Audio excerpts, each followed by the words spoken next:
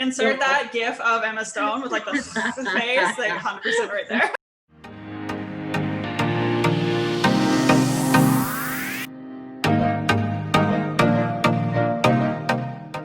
Hey everyone, Lindsay here from I've Been Bit.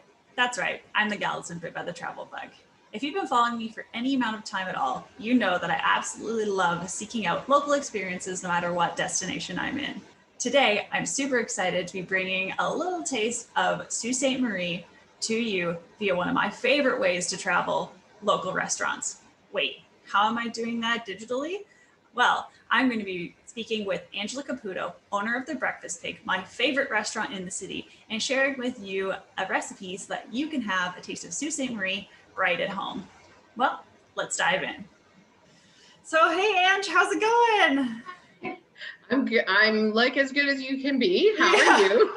I'm good, thank you. Thank you so much for taking some time to talk to me about, good old Sault Ste. Marie and your restaurant, The Breakfast Pig. Of course, anytime. Two of my favorite things to talk about.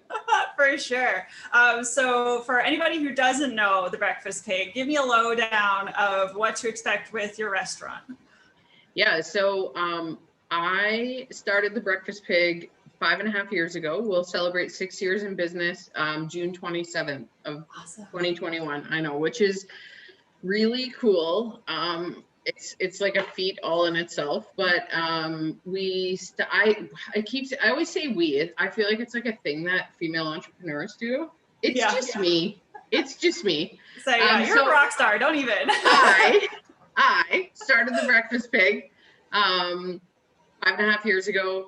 There was definitely a void in Sault Ste. Marie cuisine, really looking for something different, something cool, something that brought like a different vibe. And we came forward, brought the restaurant in. I started searching immediately for community partners. I wanted everything to be local. I really believed that the restaurant could support other community partners and vice versa. Sure.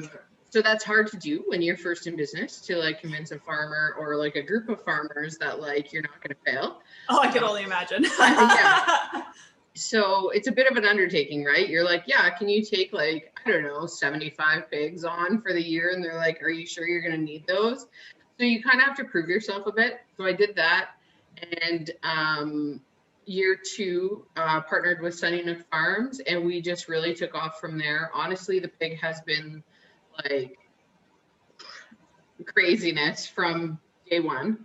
And that is definitely not a complaint. Very busy, very community oriented, but yeah, I mean, I guess that's kind of our thing. We build badass eats. So yeah, you do, 100%. Yeah, our food, we always say our food is crafted to blow you away. So we take local ingredients and we do things that people wouldn't even think about doing with it. Yeah, like your stuffing waffles. I still dream about them all the time.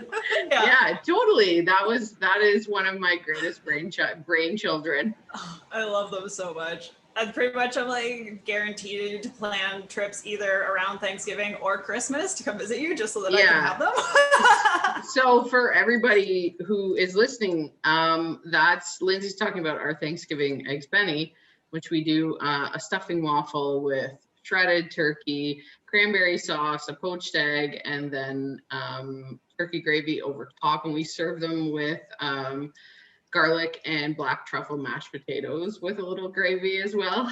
Insert that gif of Emma Stone with the face, 100% right there. So yeah, that's a good example of what we do. Thank you. Yeah. No worries. Yeah, and especially too, you're also Feast ON certified, right? Yes. And that is at least 25% of your ingredients come from Ontario sources. Awesome. Yes. Yeah, and we blew that away. So we're one of two restaurants in Sault Ste. Marie that are Feast ON certified. The other one being Embers. Yeah, Embers is the other one. Okay. It's also a really great restaurant here in the Soo, but we're really proud of that certification. And not only are we proud to have it, it's really cool that it brings other like-minded restaurateurs together, For sure. So that's been really neat. Awesome. Well, we touched a little bit on your menu there. What is your favorite menu item? I've always been dying to ask you that. This is a crazy question. So, of course, we have something on our menu. It is called the Angela, named after me. It is kind of like this creation. I would get hungry and just like throw things together. And, you know, one day I brought out this plate and it was grilled potatoes with like my vegetables and my eggs and goat cheese drizzled with balsamic glaze. And my kitchen staff were like, ew, gross. I'm like, no, it's going to be good.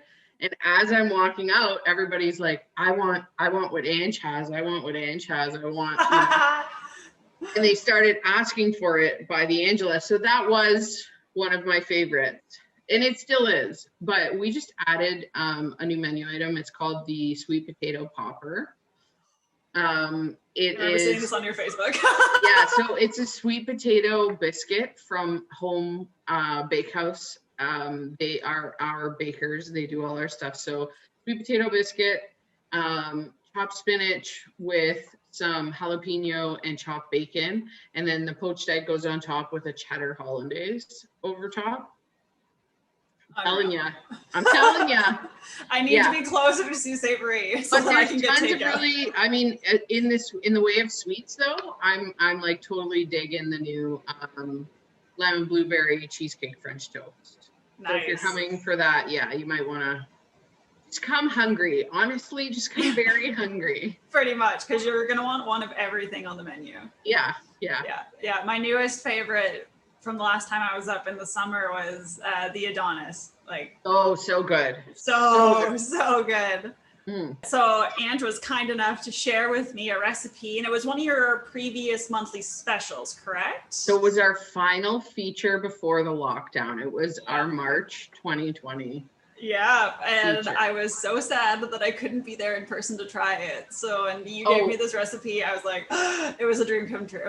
Like, I truly feel like people were really bummed, obviously, about the lockdown and COVID and all those things. But it was like amplified by the fact that they only got like 2 weeks of the dill pickle croque madame. Yeah. So I am so excited, not only because now I can have it anytime I want, but then now I can share it and anybody else can have it anytime they want because you've been so generous to share the recipe. Yes. So thank you for one. And two, I'm going to share my little teaser video. So I have created a step-by-step guide, which I'll link to in the description below. However, I'm going to just give you a little teaser of the antics that you will get to enjoy as I attempted to make this dish because I am no chef by any means. I'm excited to watch you cook. I'm really excited to watch you cook. Okay. I tried to make dill pickle croque madame. That one's yours, exactly. So we're going to start by looking good from right here. I prefer to use. I like it. You like Food Network. You like got all your bowls ready and everything. You're very prepared. Preference. This is make sure that your butter is not hardened recently from the fridge. I'm going to cheat. I'm going to put the butter directly into the pan. Okay, and there we go. You saw nothing. You just like rip the bread with hard butter. I know, I'm terrible. So I may have done a little overboard here, not thinking that I'll have to put these both together to make the sandwich, but go big or go home, right? So while that's heating up and you're waiting for the cheese to melt, a big sandwich. You can actually work on the next step, which is the bechamel sauce.